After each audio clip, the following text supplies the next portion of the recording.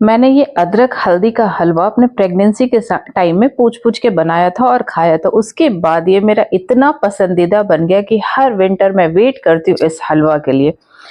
तो चलिए बनाते हैं ये अदरक और हल्दी का हलवा। इसके लिए 2 चीज़ बहुत बहुत ज़्यादा ध्यान में रखना है, अदरक का क्वालिटी और हल्दी का क्वालिटी। बहुत ही ज़्यादा पका हुआ जो अदरक होता है जिसमें रेशे आ जाते हैं वो नहीं यूज़ करना है, और सीज़न का जब नया हल्दी आता है ना, वो हल्दी बहुत अच्छा होता है हलवे के लिए, क्योंकि इसके अंदर जो कड़वापन होता है वो नहीं आता है। और बाकी तो मैं बताते रहूँगी आगे कि क्या-क्या ट्रिक्स का ध्यान देना है आपको, टिप्स का, ट्रिक्स का, कि हलवा बहुत ही अच्छा, टेस्टी और परफेक्ट बने। तो चलिए स्टार्ट करते हैं इसकी रेसिपी। तो welcome to my channel Khushmeet beats. और मैं सारे अदरक को और हल्दी को धो के उसको छील रही हूँ।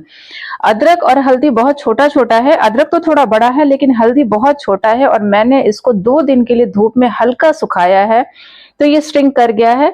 तो इसको अच्छे से छील लेना है। पील ऑफ करने के बाद अदरक और हल्दी का क्वांटिटी इक्वल रखेंगे। अगर 250 ग्राम अदरक है तो 250 ग्राम ही हल्दी रखेंगे।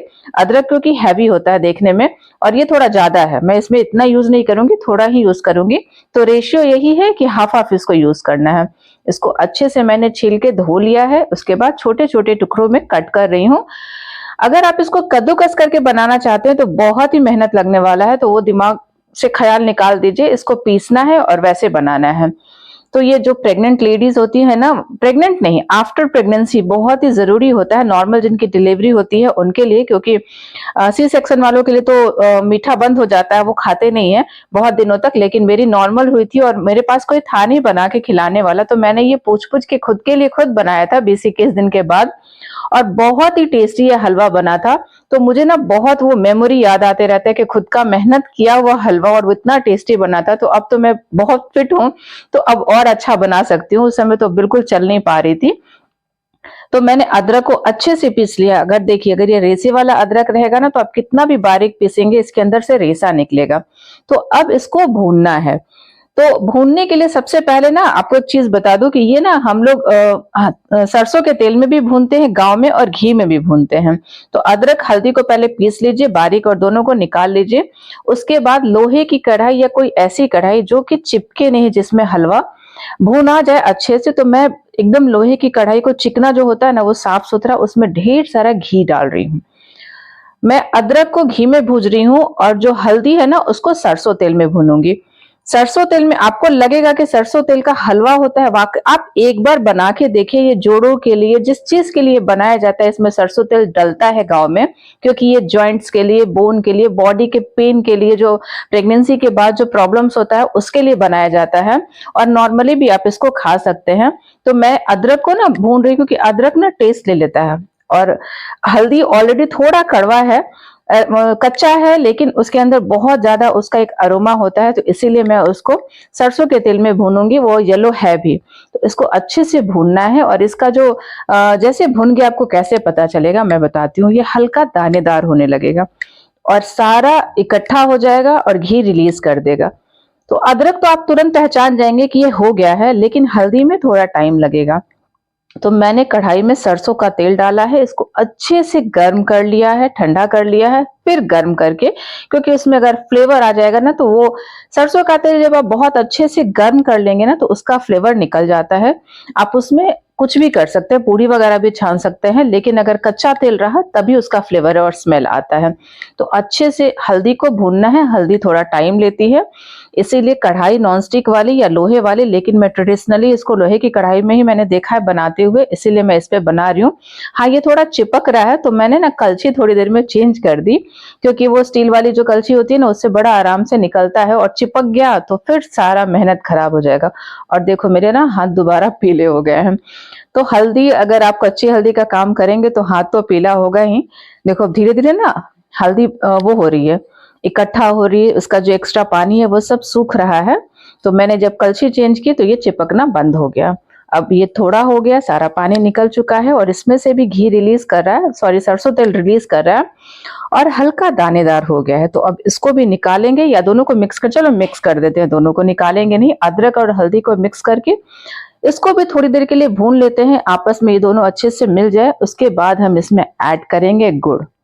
देखो, गुड़ ऐड करने का 2 तरीका, या तो आप गुड़ को पानी के साथ पिघला लो, या गुड़ डायरेक्ट डालो। तो मैं गुड़ डायरेक्ट डालूंगी, उससे गुड़ जो इसके साथ पकेगा ना तो हलवा का टेस्ट बिल्कुल अलग हो जाएगा। तो इसीलिए ये बहुत अच्छे से भुन गया है। तो अभी आधा केजी ये हो गया है, तो हम लगभग हाफ केजी से 300 ग्राम के करीब में गुड़ को यूज करेंगे। अगर आप मीठा खाना पसंद करते हैं तो आधा केजी पूरा ले लीजिए, आप थोड़ा बढ़ा भी सकते हैं, ठंड का सीजन है। और अगर कम खाते हैं तो थोड़ा कम यूज करिए। लेकिन गुड़ तो मैंने पूरा मन से डाला है, इसमें हाफ केजी के करीब में गुड़ है, वो पूरा अच्छे से चॉप करके डाल दिया है। अब ये साथ में मेल्ट होगा ना तो थोड़ा सा जो इसका टेस्ट है ना बिल्कुल चेंज हो जाता है, क्योंकि जो गुड़ है वो बहुत साफ है, क्लियर है, कुछ भी इसके अंदर गंदगी नहीं है, बिल्कुल अच्छा गुड़ है। तो मैंने इसको पिघलाया नहीं, अगर अदरवाइज जो थोड़ा गंदा वाला गुड़ होता है ना उसको आप पिघला के छान सकते हैं। तो जब इसके साथ अच्छे से मेल्ट हो जाए तो इसमें हल्का सा हाफ कप के करीब में गर्म पानी ऐड करेंगे। तो उससे गुड़, हल्दी और अदरक तीनों आपस में अच्छे से मिल जाएंगे और ना हलवा थोड़ा पक जाएगा। तो भूनने के बाद ये थोड़ा सूख गया था और थोड़ा पानी डालने के बाद ये फैलेगा। इसके बाद फिर से हमें अच्छे से इसको भूनना है, पकाना है।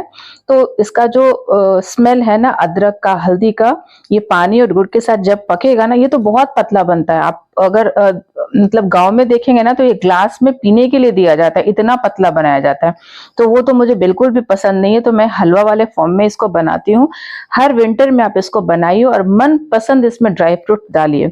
तो मेरे पसंद का ड्राई फ्रूट्स काजू होता है हमेशा, और किशमिश हलवा में बहुत अच्छा लगता है, इसीलिए मैं वो डाल रही हूँ। ढेर सारे इसमें आज हम गोंद भी डालेंगे। तो आप ड्राई फ्रूट्स में आप अखरोट डाल सकते हैं, इसमें थोड़ा खजूर डाल सकते हैं, बादाम डाल सकते हैं, ये आपके ऊपर है। जितना ड्राई फ्रूट्स आपको डालना है आप इसमें डाल लीजिए। लेकिन जो रियल हलवा होता है उसमें सिर्फ अदरक और हल्दी होती है, तो ड्राई फ्रूट्स तो मैं ऐड करती हूँ अपने पसंद का। तो अब ये हलवा ना एकदम हो गया है, देखो सारा पानी सूख रहा है। और अब जैसे जैसे ये ठंडा होगा ना ये बहुत हल्का सा मतलब लटपटा सा हो जाएगा। तो मैंने एक रेसिपी के लिए गोंद के लड्डू के लिए, रेसिपी क्या, गोंद के लड्डू के लिए गोंद को फ्राई किया है घी में। वो क्या बताऊं, आपको तो पता ही है, गोंद को घी में डालेंगे तो फ्राई हो जाता है। तो हल्का सा क्रश करके इसमें डाल लिया है। अब ये बिल्कुल परफेक्ट हो चुका है। अगर आप चाहते हैं तो इसमें शुद्ध गाय का घी ऊपर से भी डालिए, और मैंने इसको गाय के घी में ही बनाया है। तो आप अगर सरसों तेल में बनाते हैं तो ऊपर से और घी इसमें ऐड कर दीजिए, क्योंकि ये सारी चीजों में घी कंजूसी में हलवा बनने वाला ही नहीं है, तो आपको पूरा घी इसमें ऐड करना पड़ेगा।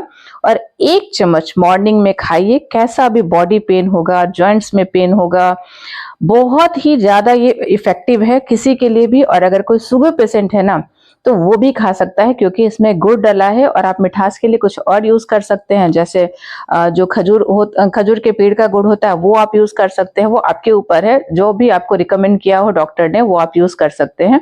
इसको अच्छे से जार में रखना है और उसके बाद पर डे मॉर्निंग में पराठे के साथ 1 चम्मच खाइए, दूध के साथ खाइए, बहुत ही अच्छा है।